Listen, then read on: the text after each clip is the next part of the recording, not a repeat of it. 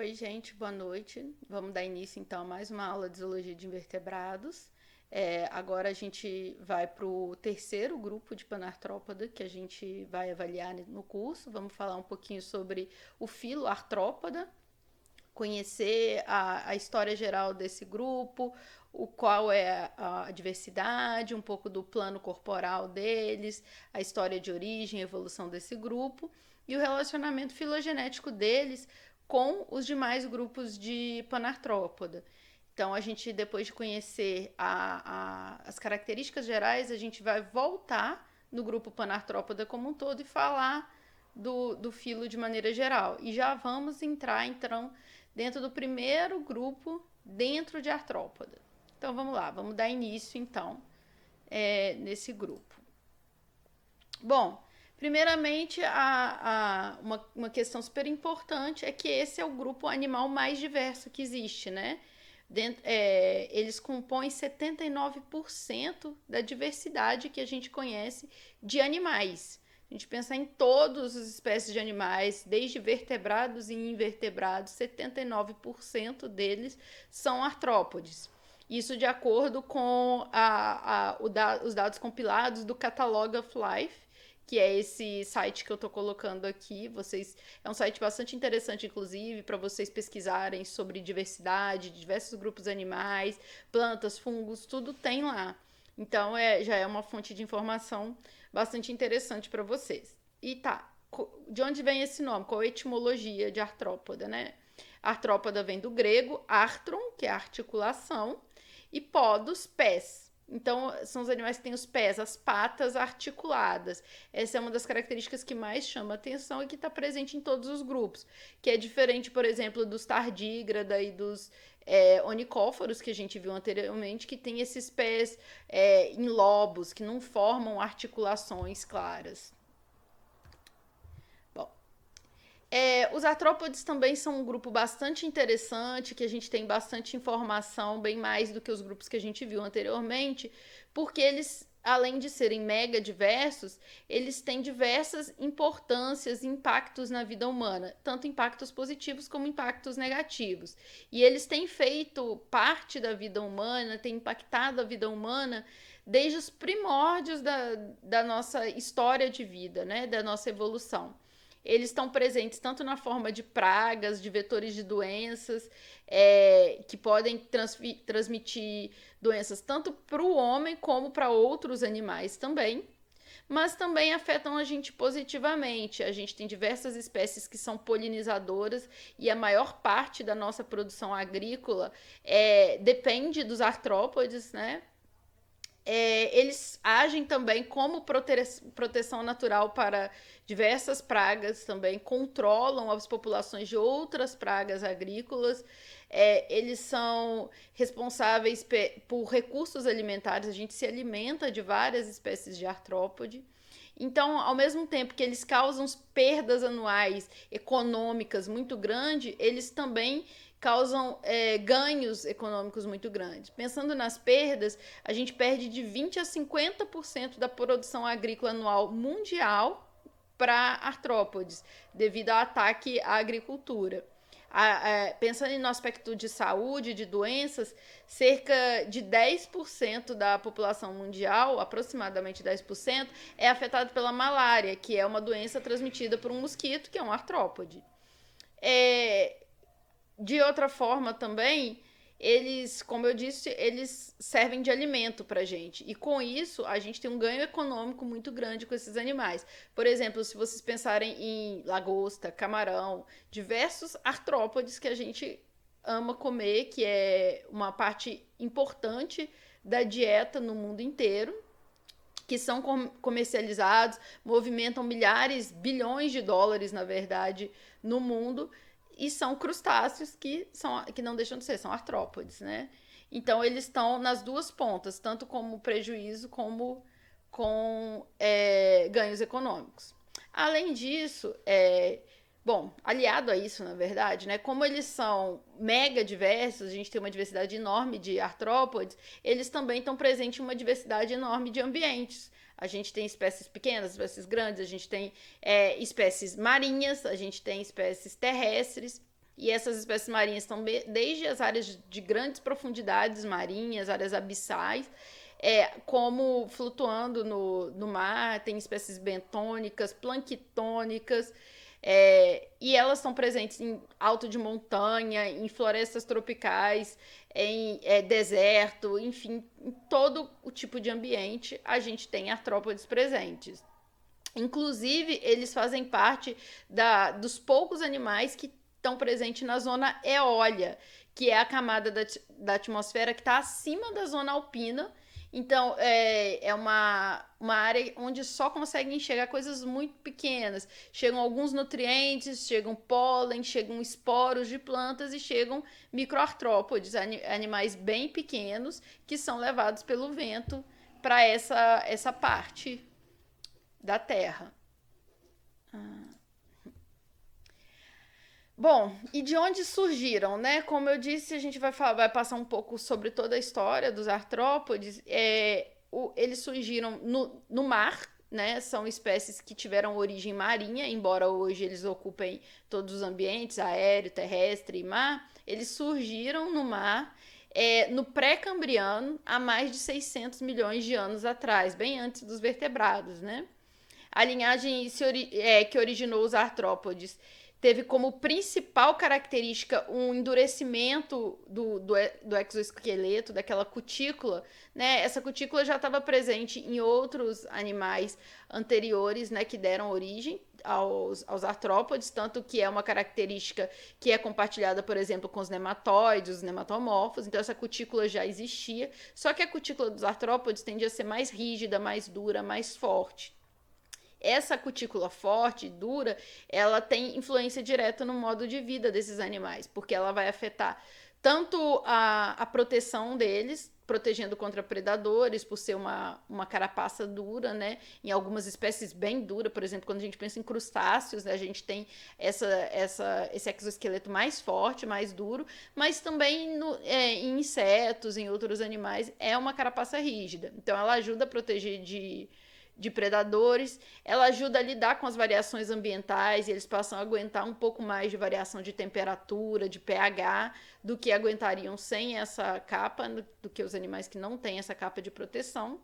Mas isso também vai ter influências fisiológicas sobre esses animais, tanto positivas quanto negativas, porque produzir uma casca dessa, né, uma proteção dessa, exige nutrientes, exige alguns compostos químicos desses animais, então eles têm que ter uma dose extra de nutrientes para produzir e sustentar a produção de uma cutícula poderosa dessas.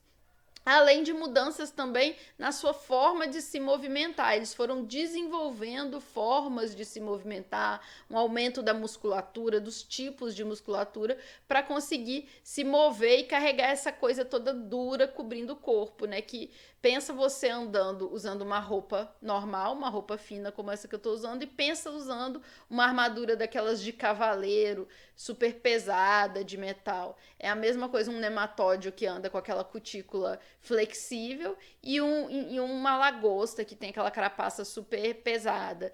Eles têm que ter adaptações para conseguir lidar com essas diferenças, né? Então, esse processo de modificação corporal, esse endurecimento dessa cutícula, esse desenvolvimento muscular, essa mudança de articulações dos membros para poder conseguir se movimentar tendo essa cutícula, foi chamado de artropodização. Então, ao longo do processo evolutivo e do surgimento desses animais, foi havendo um processo de artropodização. Isso inclui esse endurecimento da cutícula e esse aumento da cutícula.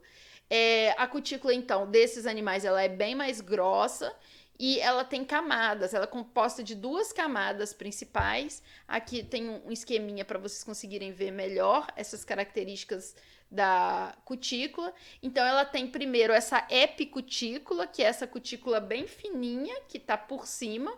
A gente pode fazer um paralelo com a pele, para vocês poderem conseguir lembrar. A camada superior da pele nossa é chamada de epiderme e a camada inferior é a derme. No caso da cutícula dos artrópodes, a camada superior é a epicutícula e a camada inferior é a procutícula, a camada mais interna, sendo que a procutícula ainda é dividida em exocutícula e endocutícula. Exo é de fora, é igual exoesqueleto, né, que é o esqueleto de fora, diferente do endoesqueleto dos vertebrados, o exoesqueleto dos crustáceos, dos artrópodes. Então ele tem uma exocutícula e uma endocutícula.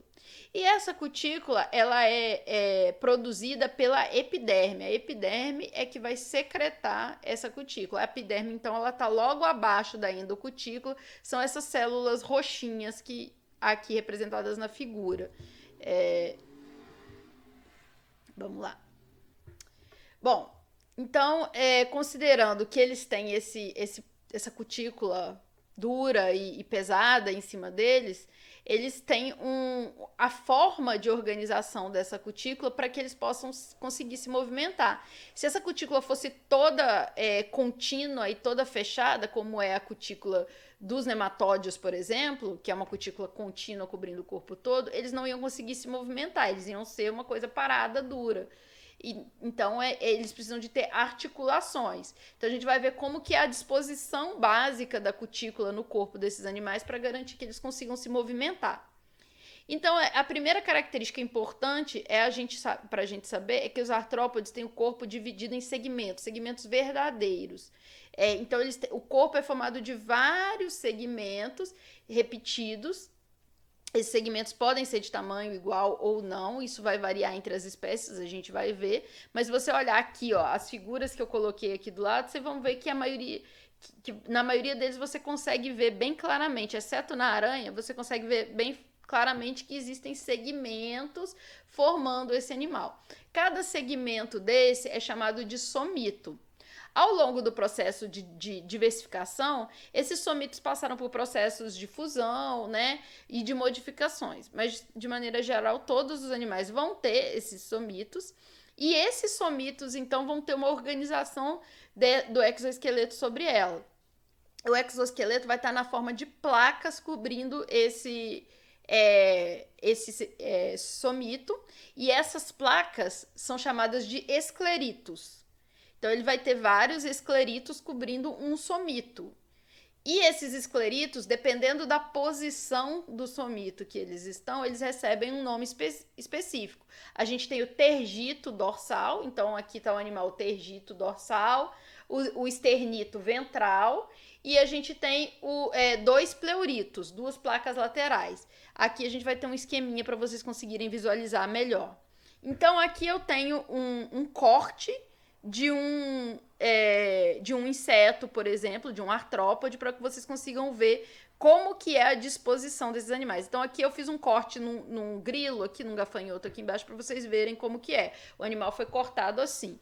Vou usar de exemplo aqui uma caneta para ficar fácil. Então, vamos pensar. Pensa que aqui é a caneta, aqui é a cabeça do grilo, aqui é a parte posterior do grilo. Eu fiz um corte aqui, assim, cortei o grilo e aí a gente virou ele assim para vocês verem, certo? Então, é esse o corte que vocês estão vendo. Cabeça, corpo, cortou, virou de frente e aí vocês estão vendo essa parte aqui do animal. Então, essa parte superior do animal tem uma capinha cobrindo, acho que do lado de cá é mais fácil de ver. Tá muito... Vou pegar essa coisa aqui. Vamos usar isso aqui de exemplo, né? Pensar que isso aqui é o corte. Então, essa partezinha de cima tem o tergito. Tem uma figura melhor aqui, um zoom da figura para ficar mais fácil. Então, aqui em cima a gente tem o tergito. Aqui embaixo a gente tem outra placa, que é o esternito. E na lateral a gente vai ter os dois pleuritos do animal. Do lado, entre o pleurito e o esternito, saem os apêndices. O que são os apêndices? São as patas do animal, né? Então, vão estar saindo entre o pleurito e o esternito. Aqui vocês conseguem ver também uma disposição dos órgãos principais do animal. Então, ali em cima, SCD é o sistema circulatório principal dele. O sistema circulatório dorsal vai estar passando ali. Bem no meio, entre os pleuritos, a gente tem o tubo digestivo passando, e aqui embaixo, nessa parte que seria o esternito, a gente tem um outro tubo, que é o sistema nervoso ventral do animal. Sistema nervoso ventral está passando no ventre, bem onde está o esternito, certo? Aqui tem mais uma figura mostrando mais detalhes para ficar mais fácil de vocês verem. Eu vou aumentar o tamanho delas aqui para vocês conseguirem visualizar, então, bem. A gente tem, então, aqui o trato digestivo, bem na parte central, como eu havia mostrado antes. Em cima, aqui, está mostrando o coração. Embaixo, na parte ventral, vocês estão vendo o cordão nervoso ventral. Esse espaço vazio aqui é a hemocele, né? Que é uma característica em comum nos Panartrópoda. E em cima vocês têm o tergito, embaixo tem o esternito, e nas laterais, onde estão saindo os apêndices, estão os pleuritos, né? Aqui está chamado de pleura, é onde estão os pleuritos. E uma característica interessante que vocês conseguem perceber aqui também é que tem vários músculos, e esses músculos estão se ligando diretamente no exoesqueleto do animal, na cutícula do animal. Então, essa é uma característica também dos artrópodes, que tem uma quantidade grande de músculos, esses músculos conectados que vão ajudar a movimentar, a levantar essas placas de cutícula que eles têm para eles conseguirem executar seus movimentos e andar, né? Certo, voltar para outra visão, então, e vamos dar continuidade. Bom, então, como que isso foi acontecendo, né, ao longo da evolução desses animais? Então, a gente teve surgimento lá do artrópode ancestral, e os artrópodes ancestrais tendiam a ter os segmentos corporais todos muito parecidos, assim como acontece com as centopeias, que tem aqui um exemplo de uma centopeia aqui do lado. Elas têm os somitos todos mais ou menos do mesmo tamanho, um par de apêndices em cada somito, esses somitos são todos muito parecidos. Ao longo da evolução, no processo de diversificação dos animais, algumas espécies começaram a sofrer, alguns grupos, né, mesmo, começaram a sofrer, então, fusão desses somitos, e aí foi havendo uma redução no número de segmentos corporais, porque os somitos se fundiram, então diminui o número total. E, além disso, foi havendo um processo de especialização nesses somitos, que é o que a gente chama de tagmose. Então, inicialmente, a gente tinha uma situação de homonomia, que é quando eles tinham todos os segmentos parecidos, homo é igual, né? Então, homonomia, tinham segmentos corporais iguais, e aí, com o processo evolutivo de diversificação, esses segmentos foram se fundindo, se adaptando para situações diferentes, né, para as características da espécie, e esse processo de fusão levou a um processo de heteronomia, que eles começam a ter segmentos diferentes, diferente. E a tagmose, né, que é essa organização dos segmentos em regiões que vão ter estrutura e função diferente. Cada grupo de segmentos, então, que passou por tagmose, vai formar um tagma. De maneira geral, a gente vai ter cabeça, tórax e abdômen, a principal divisão corporal, divisão de tagmas dos artrópodes. A gente vai ter alguma variação desses nomes, vocês vão ver, mas a principal é essa. Então, dado que houve esse processo de diversificação grande, e a gente surge, né, bem depois, quando já existe diversidade enorme, e hoje em dia a gente tem essa diversidade astronômica de artrópodes. A gente então quer entender o processo evolutivo, entender como que essas espécies chegaram até aqui, quais são mais proximamente relacionadas, quais são parentes mais próximos, quais são mais distantes. Então a gente começa a estudar a filogenia, as relações de parentescos e formar grupos, entender quais grupos existem. Quando a gente começa a entender isso, uma primeira proposta que existiu foi dividir esses animais em 2 filos, unireme e birreme. O que é isso? Unireme são aqueles que os apêndices formam apenas um ramo, como a abelha que tem aqui do lado. Ela, você pode ver, o apêndice dela vai formar um único ramo, só tem uma terminação final.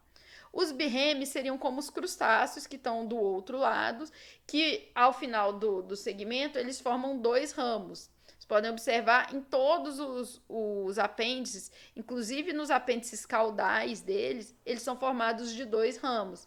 Então, a primeira forma que foi pensada de dividir esses animais foram nesses 2 filos, unirêmia, que chamou de unirâmia, e birâmia, que eram de animais unirremes e birremes.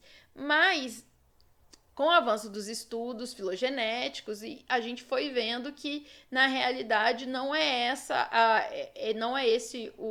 a melhor forma da gente separar, que esses apêndices unirremes não são uma sinapomorfia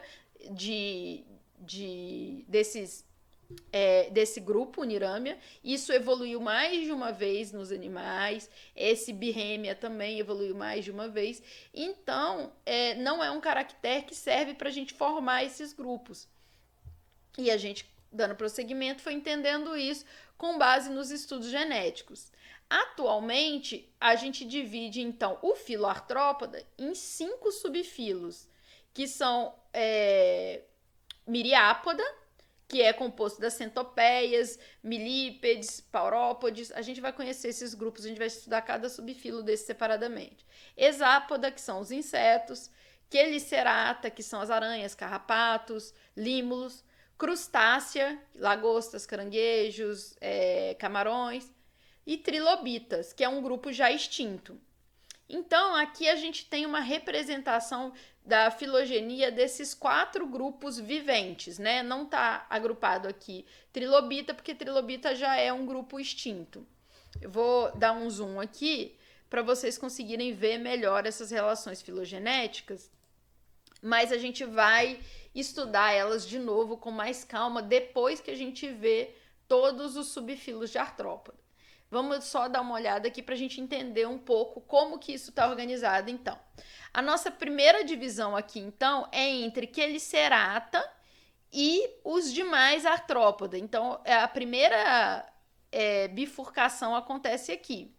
Quelicerata é grupo irmão de Mandibulata. Vocês podem ver escrito aqui em cima, nessa chave azul escura, Mandibulata. Eu poderia, ao invés de representar isso aqui, se eu não quisesse mostrar todos os subfilos, colocar apenas uma linha de Quelicerata e nessa bifurcação terminar em um ramo único e escrever Mandibulata. Estaria todo mundo aqui dentro. A gente só deu uma expandida para mostrar as relações filogenéticas dos demais filos. Então, uma vez que eu diversifiquei aqui, houve uma segunda bifurcação aqui, onde a gente formou, então, o grupo Miriápoda, que é grupo irmão de Pancrustácea. E Pancrustácea é formado de crustácea mais hexápoda. Então, essas são as principais características, os principais grupos dentro de artrópoda. Aqui na base de cada bifurcação de cada evento desse de cladogênese, né, quando ocorre uma bifurcação dessa, a gente chama de cladogênese. A gente tem na base quais são as sinapomorfias que sustentam esses grupos. Então, por exemplo, mandibulata, a sinapomorfia foi o surgimento de mandíbula. E isso é o que diferencia ele dos Quelicerata. Queliceratas têm quelíceras, não têm mandíbulas. Todo mundo que está dentro de mandibulata tem mandíbula. E aí depois a gente houve de novo uma bifurcação. E os animais que estão aqui dentro de Pancrustácea se diferem dos Miriápoda por sequência de DNA, pelo cérebro tripartido. Todos os apêndices cefálicos, exceto as primeiras antenas, são utilizados para alimentação em algum momento da vida. Então, essas são características que são compartilhadas entre crustácea e hexápoda, que não são compartilhadas com miriápodas. Então, essas são sinapomorfias de pancrustácea. Miriápoda tem uma tagmose diferente da tagmose dos mandibulata. A tagmose de miriápoda é dividida em apenas cabeça e tronco, sendo que o tronco é formado de diversos somitos, de diversos segmentos. Então, a especialização está só na separação da cabeça. Outra característica, eles perderam o olho composto. Se você olhar aqui bem na base de artrópoda, olho composto é uma sinapomorfia de artrópoda como um todo. Então, teoricamente, todos os artrópodas têm olho composto. O que aconteceu? Miriápoda não tem olho composto. Eles perderam essa característica ao longo da sua evolução. Certo? E esse foi, então, um resuminho da diversificação e das características gerais desses subfilos. Depois a gente vai ver elas com mais calma. Dando continuidade agora, então a gente vai falar um pouquinho sobre, como a gente já passou pelas características principais dos artrópodes como um todo, e nas outras aulas a gente falou das características de tardígrada e de onicófora. Agora a gente consegue pensar melhor nas relações filogenéticas de Ecdysozoa como um todo, e principalmente de Panartrópoda, que é o nosso foco, né? Então, aqui eu coloquei a árvore de Panartrópoda de Ecdysozoa só para poder mostrar para vocês o grupo inteiro. Vou dar um zoom aqui para facilitar. A gente tem aqui, então, essa hipótese em que o grupo inteiro é Ecdysozoa e a gente tem esses subgrupos aqui dentro. A gente tem nematóida, que é composto de nemátoda e nematomorfa, que a gente estudou. A sinapomorfia deles, né? Compartilhada, que é a apomorfia compartilhada de nematóide, é a presença de uma cutícula de colágeno sem microvílos. Depois a gente tem aqui loricífera, quinorrinca e priapúlida, que na classificação que está sendo usada nessa filogenia que eu peguei aqui para mostrar para vocês, que é a filogenia do Hickman, ele não chamou eles de Cycloneuralia. Então, nessa filogenia aqui, ele não chamou loricífera, quinorrinca e priapúlida de um grupo monofilético. Você pode ver que, na verdade, quinorrinca e priapúlida, nessa classificação, é grupo irmão de Panartrópoda. Então, eles estariam mais próximos filogeneticamente de Panartrópoda do que de loricífera. Só que essa filogenia é mais antiga. Atualmente, o suporte mais forte é para que loricífera seja grupo irmão de quinorrinca e priapúlida. A gente não sabe quem é mais próximo de quem, mas sabemos que eles são grupos irmãos. E esse conjunto como um todo é irmão de Panartrópoda e de nematóide. Então, seria uma trifurcação e não uma bifurcação, como nos eventos de cladogênese realmente acontece. A gente ainda está entendendo as relações desses animais. Eu trouxe essa filogenia aqui, mesmo ela não sendo a mais atual, porque é uma árvore bonitinha de ver, os animais estão bem representados para a gente poder enxergar, mas é importante vocês saberem que loricífera, quinorrinca e priapúlida formam um grupo monofilético que é chamado de escalidófora, que a gente já viu nas aulas passadas. E uma outra coisa que tem aqui também, que não é o mais atual, é a relação de parentesco dentro de Panartrópoda, que a classificação que está presente aqui agora ainda é um pouco mais antiga. E isso ainda é alvo de discussão. Se vocês observarem, a gente tem, então, dentro de Panartrópoda, onicófora como grupo irmão de tardígrada e esse conjunto como grupo irmão de artrópoda. Mas, na realidade, atualmente, o que a gente acredita que aconteça é que Panartrópoda, aqui em cima, Panartrópoda é formado por tardígrada, e tardígrada é grupo irmão de Onychophora mais artrópoda. Então, o evento de cladogênese teria acontecido entre Onychophora e artrópoda. E o tardígrada, que seria o membro mais distante na filogenia atual. Essa filogenia que eu estou mostrando aqui é a que está presente no Hickman. E essas sinapomorfias que estão mostrando aqui, para sustentar esses grupos, são os caracteres que foram considerados quando essa classificação foi proposta. Aqui a gente consegue ver mais claramente a filogenia mais recente. A gente tem aqui em cima, então, a Panartrópoda, tardígrada como grupo irmão de Onychophora mais artrópoda. Então, esses que seriam os grupos mais proximamente relacionados. Essa é a filogenia mais atual. E essa figurinha, esse desenho aqui embaixo, então, o que é isso, Karine?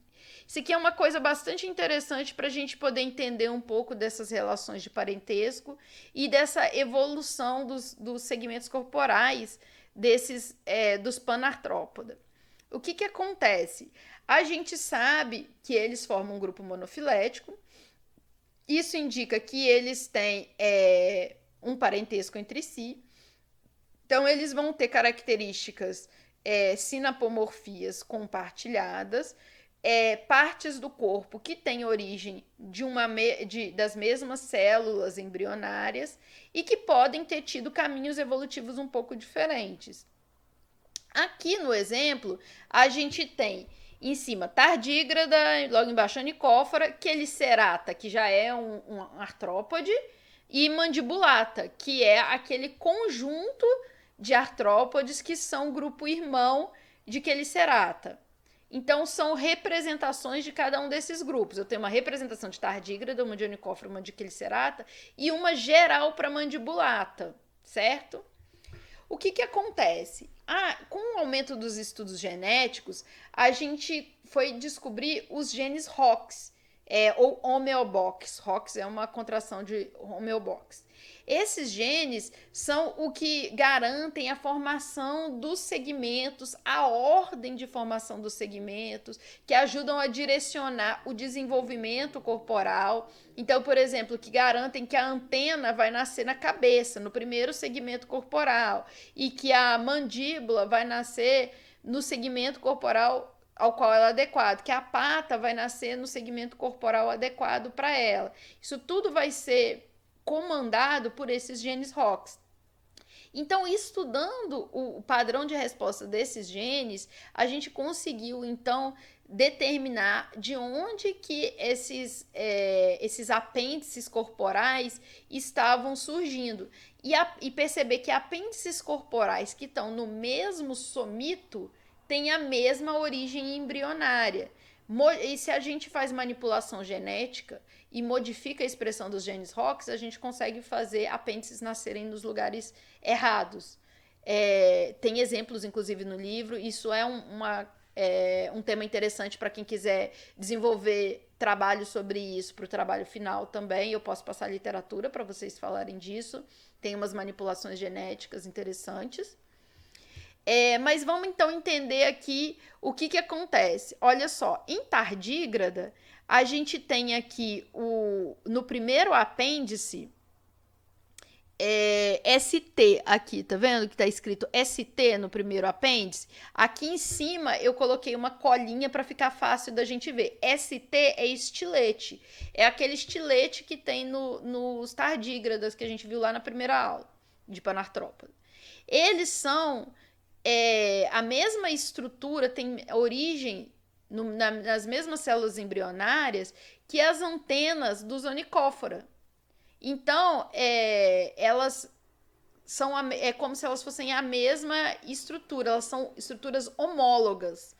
E estudando esses animais, a gente conseguiu perceber, então, essa homologia. Tardígrada e Onychophora compartilham esse apêndice. O estilete do tardígrada e a antena do Onychophora. Embora eles tenham funções completamente diferentes, eles têm a mesma origem. Então, surgiram evolutivamente das mesmas células. No segundo somito, né, no segundo segmento corporal, a gente tem um par de pernas nos tardígradas, a gente tem a mandíbula dos onicóforas, a gente tem as quelíceras dos quelicerata e a gente tem o primeiro par de antenas dos mandibulata.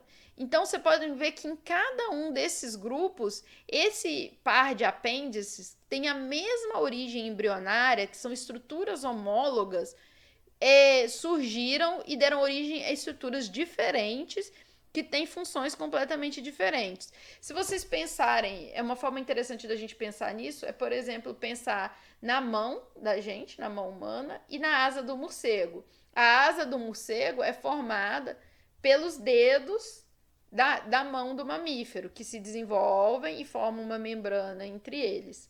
Então, eles têm origem eles têm a mesma origem embrionária. Ao avaliar essa mesma origem embrionária que a gente percebeu isso, e a gente consegue ver a formação de uma estrutura completamente diferente de uma mão, que tem uma função completamente diferente, mas que ajuda a gente a entender a evolução desses animais.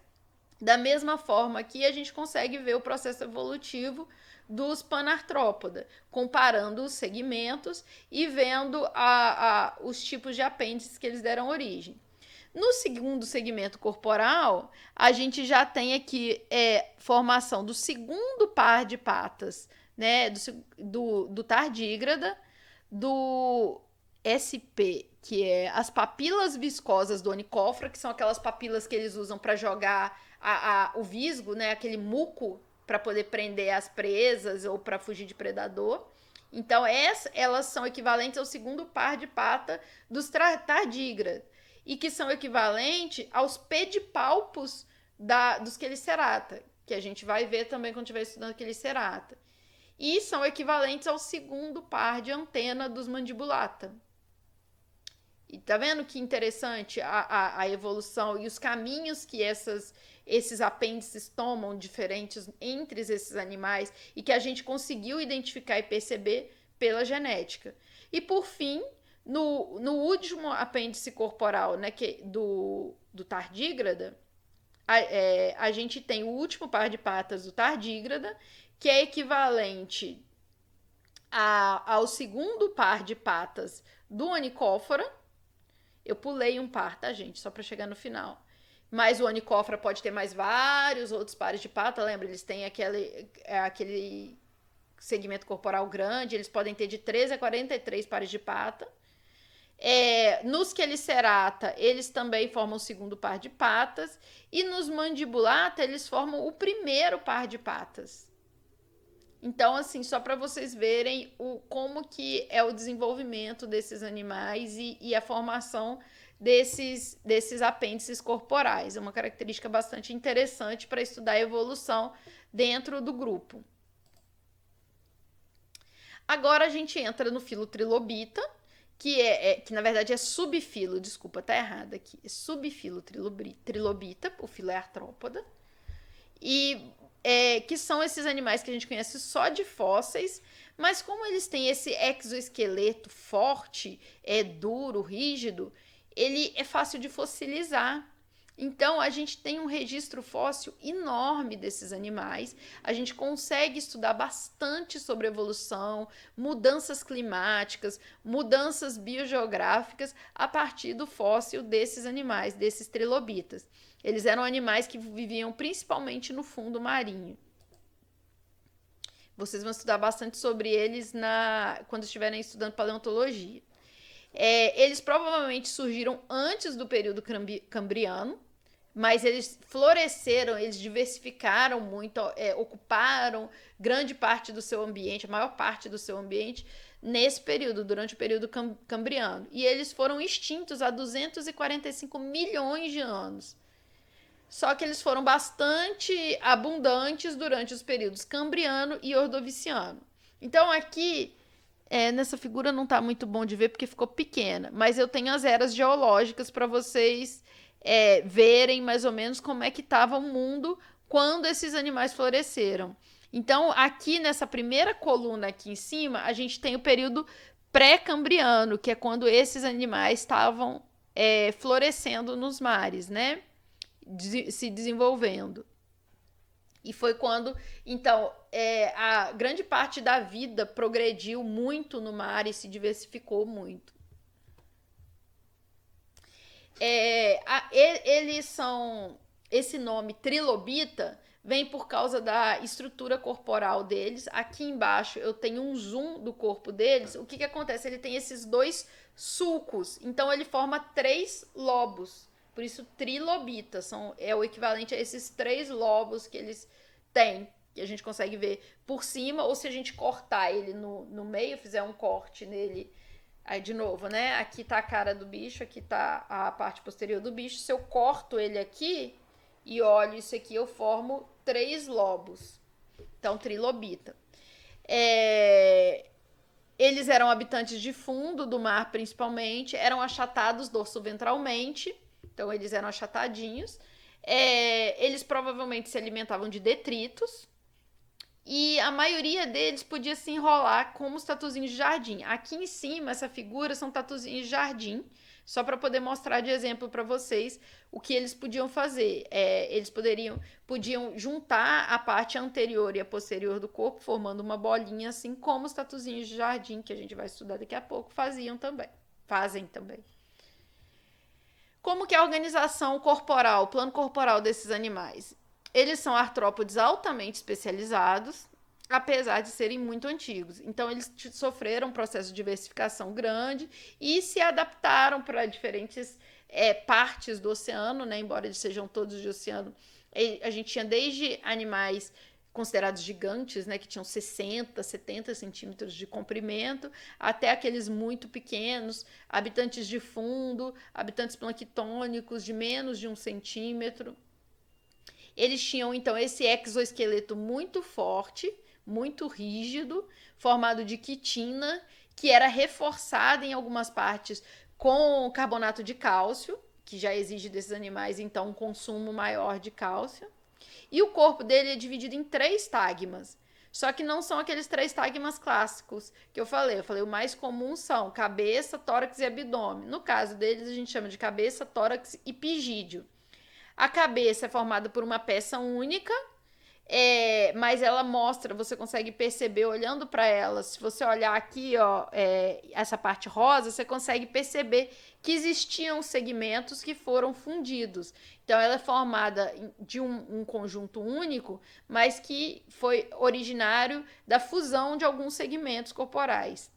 O tórax, que tem um número variável de segmentos, variava entre as espécies o número de segmentos que formam o tórax, e o pigídeo, que é a extremidade posterior, que é formada de segmentos também fundidos, que formando uma placa única. A cabeça desses animais apresentava um par de antenas, olhos compostos, assim como os mandibulata têm olhos compostos. Na verdade, os mandibulata não, os miriápoda não tem. Os mandibulata como um todo tem. Não existia peças... eles tinham 4 pares de apêndices locomotores na cabeça. Eles não tinham peças bucais verdadeiras, mas um hipostômio, que atuava provavelmente na alimentação. A gente não entende muito bem o funcionamento dele. Pensa que a gente trabalha só com fósseis, são impressões, muitas vezes impressões em rocha, embora ficasse muito bem preservado, são coisas que a gente nunca viu funcionando de verdade. E com exceção do último, cada um dos segmentos do corpo tinha um par de apêndices birremes, então que tem aquele final ramificado, com 2 ramos. Um dos ramos tinha uma franja de filamento que pode ter servido como brânquias, então para respiração desses animais. Isso é uma passada rápida, porque a gente teve que falar tanto de artrópode como um todo, como das relações filogenéticas de panartrópoda, e uma passadinha rápida nos trilobitas para vocês conhecerem eles, saber mais ou menos como que eles eram, porque quando vocês forem estudar paleontologia, vocês vão estudar melhor esses animais. A matéria que a gente viu na aula de hoje, então, está disponível no Hickman, no capítulo 19, vocês podem dar uma olhada lá para fazer o estudo dirigido e estudar o conteúdo como um todo. A gente se encontra na quarta-feira, então, para corrigir o estudo dirigido e discutir os próximos trabalhos. Bons estudos para vocês.